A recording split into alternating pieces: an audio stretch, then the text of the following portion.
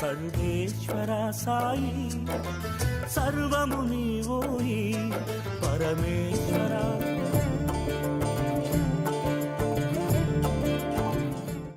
1912వ సంవత్సరంలో గురు పూర్ణిమ కొద్ది రోజులు ఉందనగా కాకాసాహెబ్ దీక్షిత్ వామనప్రాణ్ గోవింద పటేల్ని బొంబాయిలో కలిశాడు. ఏమిటి, మీరు గురు పూర్ణిమకు షిరిడి వెళ్ళడం లేదా అని దీక్షిత్ వామన్ని అడిగాడు. వీలుంటే చూస్తాను అన్నాడు వామన్. గురు పూర్ణిమ వంటి పర్వదిన వేళ షిరిడి తప్పకుండా వెళ్ళాలి అని దీక్షిత్ హితవు చెప్పాడు. కాకాసాహెబ్ చెప్పిన మాటలు సబబుగా అనిపించడంతో వామన్ గురు పూర్ణిమ నాడు షిరిడి వెళ్ళి సాయిని దర్శించుకున్నాడు. ఆ రాత్రి సాయిబాబా వామన్కి స్వప్న దర్శనమిచ్చారు. నువ్వు నాకు చాలా నచ్చావు అన్నారు బాబా.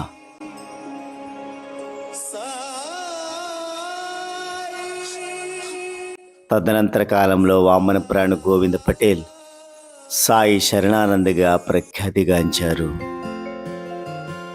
జై సాయిరామ్. ఓం సాయి శ్రీ సాయి జై జై సాయి జై జై సాయి. ఓం సాయి శ్రీ సాయి జై జై సాయి జై జై సాయి. ఓం సాయి శ్రీ సాయి జై జై. ఈ సంఘటన బట్టి మనం కూడా మనకు వీలైనప్పుడు గురు పూర్ణిమ వంటి పర్వదిన వేళ షిరిడి తప్పకుండా వెళ్దాం. సాయి కృపకు పాత్రులమవుదాం. అడిగెడు ప్రతివానిని భిక్షుకుడని అందువా, ఇచ్చే ప్రతి చేతిని దాతని అనుకుందువా. అడిగెడు ప్రతివానిని భిక్షుకుడని అందువా, ఇచ్చే ప్రతి చేతిని దాతని అనుకుందువా. అడుగని వాడెవ్వడు ఈ లోకంలో, ఇచ్చువాడు ఒక్కడే పై లోకంలో. అడుగని వాడెవ్వడు ఈ లోకంలో, ఇచ్చువాడు ఒక్కడే పై లోకంలో.